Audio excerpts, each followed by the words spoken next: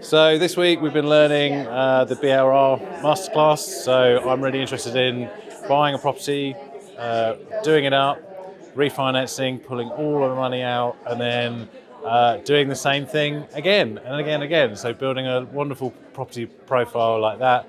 And then for me, I wouldn't mind doing some service accommodation off the back of it, building up a nice portfolio of service accommodation in some lovely places all around the UK.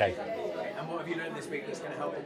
So this week has been a masterclass and a half in all the strategies, understanding what you can do, where you can do it, how you can do it, and just basically giving you all the shortcuts that you need to fast track success. So I feel full of confidence, and I've already lined up some viewings for next week, and we're going to totally smash it out. What's it like having that kind of support network here, like for you, knowing they're like kind of holding your hand and helping you through it? So I think if I was to do it without it, I would make some pretty huge mistakes.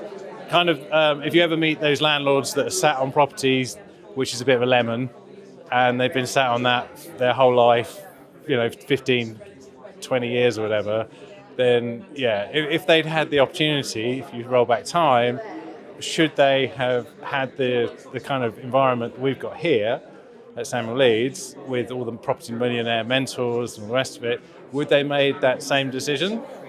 I very much doubt it, And one of the biggest things we get is obviously the price point. You think that's quite expensive, but as you said, making one mistake could cost you way more than a property, because it is such a. It's time. It's time. Properties can be a bit like whiskey.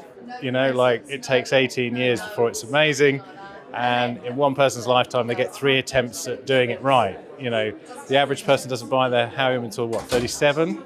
Yeah, their first house in the UK now, so that's already one of your chances there. So when you're finally on the ladder, for most people, when they realise that these things are available, that's when you start thinking about it and you go, right, okay, so now I'm on my second chance now, and I'm only like 15 years away from retirement, so that's probably chance number 3. So what this has enabled me to do is to fast track the best properties and understand how to process what is a good property and what is a bad property. And those skills are invaluable.